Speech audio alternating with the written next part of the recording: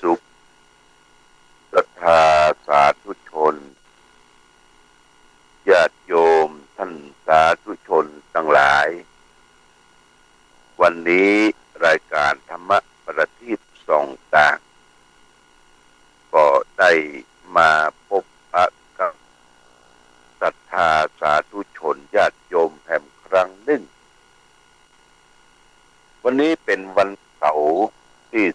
4เดือนมีนาคมพุทธศักราช2566ซึ่งตรงกับเดือน6เหนือเดือน4ใต้ขึ้น13ค่ำญาติโยมวันนี้ขึ้น13ค่ำเป็นวันดีวันเสาร์ย่างแก้วขึ้นสู่โรงธรรมเป็นวันมั่นวันคงเหมาะแก่การที่จะทำมังคละมงคลต่างๆตื่นเจ้าอากาศก็ขมุกขมัวอยู่ญาติโยมนะขมุกขมัวตื่นเจ้าได้กินผักตั้งปายตื่นขวายได้กินผักตั้งเก้าตื่นเจ้าได้หลายตื่นขวายได้น้อยนี่เป็นสโลแกนของท่านอาจารย์พระครูอภิวัตรวัฒนวิกรมท่านได้ออกรายการมักจะกล่าวคำนี้กระตุ้นคือศรัทธาสาธุชนญาติโยมได้แอคทีฟได้ตื่นตัวได้ก็ว่าหากินตามหน้าที่ตามทางของใครของมันตามนกตามหนูก็ดูไตตามในก็ในเตียวคนเฮาตื่นขึ้นมาก็ทำงานตามหน้าที่ของใครของมันหน้าที่ของพระก็ตื่นขึ้นมาไหว้พระสวดมนต์บิณฑบาตหน้าที่ของแม่กาดก็ไปกาดไปลีไปขายของไปซื้อของเอามาจำหน่ายจ่ายแจกแลกปันกันหน้าที่ของแต่ละท่านแต่ละคนก็แตกต่างกันไปเมื่อเราได้ทำหน้าที่ของตนเองก็พยายามทำหน้าที่คือดีที่สุดโดยบ่ขาดตกบกพร่องแต่ประการใดการทำหน้าที่คือการปฏิบัติธรรมหลวงพ่อพุทธทาสท่านได้สอนคือเขาและท่านทั้งหลายว่าทุกคนมีหน้าที่ก็ทำหน้าที่ของตนเองให้ถูกต้องตามขั้นตาม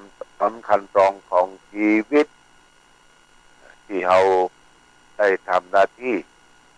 ลูกหลานเยาวชนก็ได้ร่ำเรียนศึกษาหาความรู้ก็เติบใหญ่มาจบการศึกษาก็มีการมีงานทำมีการมีแล้วก็มีเขามีเรือนแต่ธรรมะของพระสัมมาสัมพุทธเจ้านั้นเป็นธรรมะที่ฝากคือแก่ศรัทธาญาติโยม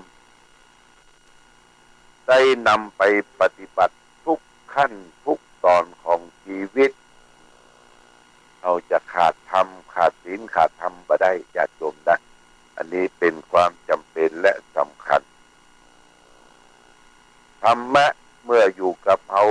ก็เป็นคนมีบุญจะนับจะน้อยนั่นก็แล้วแต่ที่เราได้สร้างได้สมได้กระทำมา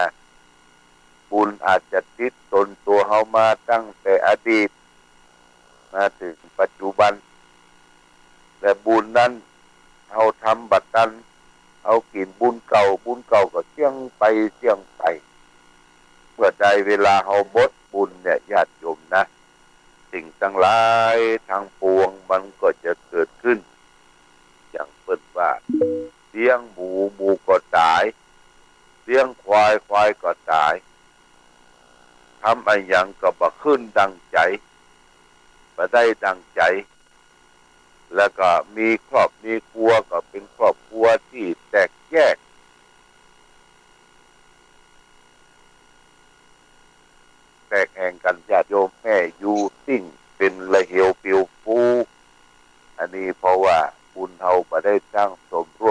มาถ้าบุญได้สร้างสมร่วมกันมาเอาก็จะนำพาให้เกิดความสุขในการดำเนินชีวิตของเราและท่านทั้งหลายวันนี้จะเอาเรื่องบุญปุญญนิธิกถาว่าด้วยขุมทรัพย์คือบุญ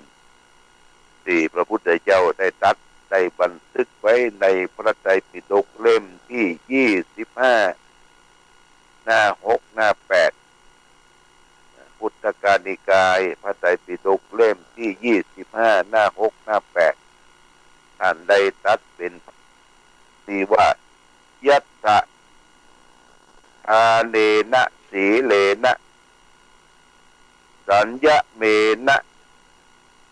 ทะเมนะจะนิธิสุนิหิโตโหติกิตติยาปุริสัสสะวาเอโสนิธิสุนิหิโตอะชัยโยอัคคนานิโกปหายะคมนิเยสุเอตังอาทายะคัจฉติแปลว่าขุมทรัพย์คือบุญอันผู้ใดได้เป็นสตรีหรือบุรุษก็ตามฝังไว้ดีแล้วด้วยทานศีลความสำรวมและความฝึกตนขุมทรัพย์นั้นเชียวชื่อว่าได้ฝังไว้ดีแล้วใครๆไม่ผจญได้เป็นต้นทานศีลสำรวมเนี่ยญาติโยมนะนี่เป็นบุญที่เขาได้สร้างได้สมขโมยขจรลักไปบ่ได้การสร้างสมบุญมานี่ก็ทำให้เราเกิดความสุขความเจริญในการดำเนินชีวิตบุญเป็นตัวอย่างใดญาติโยมบุญบ่เป็นตัวเป็นตนแต่เราสามารถสัมผัสความรู้สึกได้เวลาเราทำบุญเมื่อใดหรือมีความตั้งใจจะทำบุญเมื่อใดมันอิ่มใจมันเบิกบานใจญาติโยมอิ่มใจเบิกบานใจนั่นคือบุญตรงกันข้ามกับบาปคือทำลงไปแล้วทำให้ใจเฮาเร่าร้อนกระวนกระวายบ่เป็นปกติสุขอยู่บ่เป็นเบาะเป็นบอนหรือว่าเอาบทบุญได้ญาติโยมนะบทบุญก็บาปเข้ามาละมันมีบุญละอันนี้ก็มันสร้างสมบุญย่อมนำสุขมาให้โดยการให้ทานโดยการรักษาศีลโดยการตั้งเพ็งเจริญภาวนาศีลทานภาวนาเนี่ยเป็นลักแก้วสลีเป็นบันได3 ขั้นเป็นดาบแก้วสลีกันใจ3 เทื่อน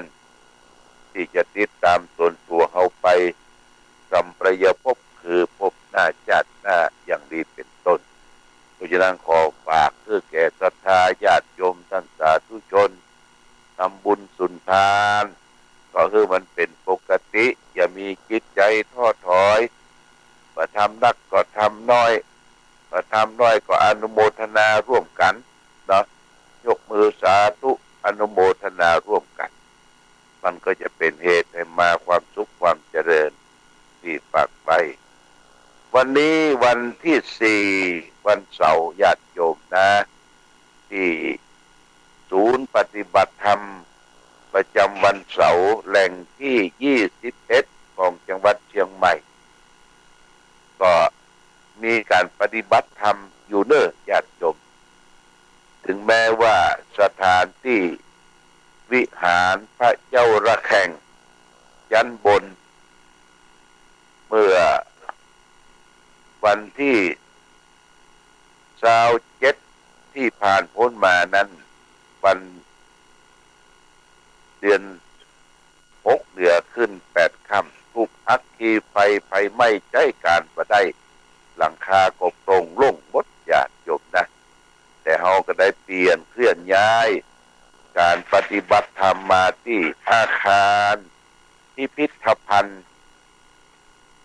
ล้านนาปืนครูบาเจ้าศรีวิจัยเด้อ ญาติโยมนะมาปฏิบัติธรรมร่วมกันมาปฏิบัติธรรมร่วมกันตั้งแต่9 โมงไปถึง11 โมงครึ่งนะก็จะได้เวลาประมาณสัก2 ชั่วโมงครึ่งมาพบมาปฏิบัติธรรมสนทนาธรรมแล้วก็มาเยี่ยมมาใจมาพอที่ไฟไหม้นี่วันที่7นี่เพิ่งก็จะเก็บกันละญาติโยมจะเก็บจะเกลี่ยจะเที่ยวกวาดทำความสะอาดเช็ดถูจะดูว่าอันใดที่ยังมีอยู่อันใดที่ใจได้ก่อนจะเก็บจะเกลี่ยนั้นตอนเจ้า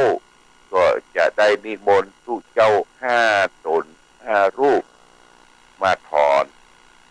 ไฟไหม้ถอนพิษถอนภัยญาติโยมท่านสาธุชนทั้งหลายก็แจ้งให้ปู่เฮาและท่านทั้งหลายที่เคยมาวัดมาว่าแต่ว่าก็มากันแต่ว่าก็มากันนักกันหลายแต่ว่าก็มาเป็นสายเป็นใยโดยเฉพาะอย่างยิ่งพระสงฆ์ผู้จัดรายการธรรมะขึ้นสีขาวโดยการนำของท่านพระครูอภิวัตรวัฒนวิกรมจากดอยหล่อจอมตองพาครูบาอาจารย์มาหลายตนหลายองค์มาเยี่ยมมาใจแสดงความอาลัยจากไปของพื้นที่สถานที่วิหารพระเจ้าละแข่งจันทร์บนแล้วก็พร้อมด้วยญาติโยมก็ลิงลู่กันมาเมื่อคืนที่แล้วหลวงพ่อออกรายการก็เอาชื่อเอานามของท่านทั้งหลายมาอ่านมาอนุโมทนาให้หอมกันเป็นกองทุนที่จะได้สนับสนุนก่อสร้างห้างแปลงบูรณะปฏิสังขรณ์ต่อไปตะวันนี่ก็มานักมาหลายก็ได้ถวายภัตตาหารเพลเลี้ยงอาหารเพลทั้งอาหารกลางวันและของฝากญาติโยมท่านสาธุชนอาหารเพลตะวันนี่ก็แบบพื้นบ้านล้านนาเป็นอาหารท้องถิ่นแกงผักเหียดแกงแคแกงผักเขียวและน้ำพริกอ่องน้ำพริกตาแดงน้ำพริกโซแล้วก็พี่น้องตังปางปอยมาก็ยำผักอีเม็ดพี่น้องไก่ปางปอยก็ยำผักอีเม็ดพี่น้องหัวฝายแม่คำเกื้อการุณวงศ์ก็แปลงจิ้นลุงมาจิ้นลุงอาหารไทยก็ได้ถวายครูบาอาจารย์พระเจ้าประสงค์เมื่อถวายเสร็จอาหารมันเหลือนักอาตมาก็บอกว่าญาติโยมเอาถุงมาใส่ถุงเซี่ยวถุงพลาสติกใส่ที่ไปบ้านไปจองเป็นของเอาไปบริโภคใช้เป็นของขยมของญาติโยมนี่เป็นปกตินะที่เอาไปวัดไปว่าไปที่ไหนถ้าเอาผู้เจ้าเพื่อนฉันและเหลือเขาก็สามารถที่จะนำเอาไปบริโภคไปฝากคนนั้นคนนี้ต่อแต่ว่าผู้เจ้ายังบ่ได้ฉันยังบ่ได้ประเคนเตื้อนี่ไปฟ้องนะไปฟ้องไปตักเอาก่อนผู้เจ้ากินก่อนซ่อนลุนนี่บดีคือผู้เจ้าได้พิจารณาก่อนวันนี้ก็แม่ครูสุภวรรณปานหมอกเพิ่นได้บริจาคปัจจัยไว้500 บาทเป็นค่าภัตตาหารนะภัตตาหารวันนี้500 บาทโมทนาสาธุกับแม่ครูสุภวรรณปานหมอกแล้วก็อุทิศส่วนกุศลให้หลวงพ่อท่านพระครูวิทิตอดีตท่านเจ้าอาวาสวัดพระบาทอุดมพ่อซากชุนแล้วก็แม่เท่าผู้ล่วงลับดับขันลงไปพุทธนาสาธุกับแม่ครูสุภวรรณปันหมอกณโอกาสนี้วันนี้ญาติโยมท่านสาธุชนนะก็มีงานอยู่2-3 งานปล่อยหลวงงาน ฉลองกุฏิที่วัดมัทุรวาสต้นพึ่งแล้วก็ปุ้นที่แม่อายบ้านปู่แจ้ก็ฉลองกุฏิเช่นเดียวกันแต่ว่านี่ก็ที่วัดปัญจคณานุสรณ์ก็ฉลองกุฏิในช่วงเดือน6ที่อั้นกันมาหลายปีก็มาเริ่มฉลองทำบุญสุนทานตามจารีตประเพณีกันต่อไปเอาละวันนี้ธรรมาภาพก็ขออนุโมทนากับญาติโยมครูบาอาจารย์พระเจ้าประสงค์ขึ้นสีขาวที่มาพบกันญาติโยมพี่น้องเมืองฝางใช้ประการแม่อายทุกท่านทุกคนก็มาปะครูบาอาจารย์แล้วก็มีปัจจัยถวายเป็นค่าไฟฟ้าสถานีแล้วก็นอกจากนั้นก็มีส้มมีของฝากจากเมืองฝางก็ต้องขออนุโมทนากับทุกท่านไฟไหม้ที่นี่ก็ยังบักเก็บเด้อญาติโยมวันที่7แรม1 ค่ำและวันที่6นี่เป็นวันศีลใหญ่วันมาฆบูชาเราก็จะได้ไปวัดไปวากันทำบุญตักบาตรใส่บาตรญาติพกเป็นวันจตุรงคสันนิบาตเป็นวันที่พระพุทธเจ้าแสดงโอวาทพระปฏิโมกข์และก็พระสงฆ์จำนวน 1,250 รูปมาฟังธรรมณที่เวรุวันสวนไม้ไผ่ของพระเจ้าพิมพิสารพระสงฆ์สาวกทั้งหลายนั้นล้วนแต่เป็นพระอรหันต์ทั้งสิ้นญาติโยมนะมากันโดยบ่ได้นัดหมายอันนี้วันที่6เนี่ยมีโอกาสไปวัดป่าเวียนเทียนสักการะบูชา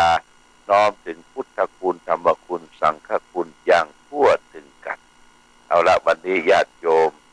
มาภาพขออำลาจากศรัทธาญาติโยมท่านสาธุชนไปก่อนขอทุกท่านผู้ฟัง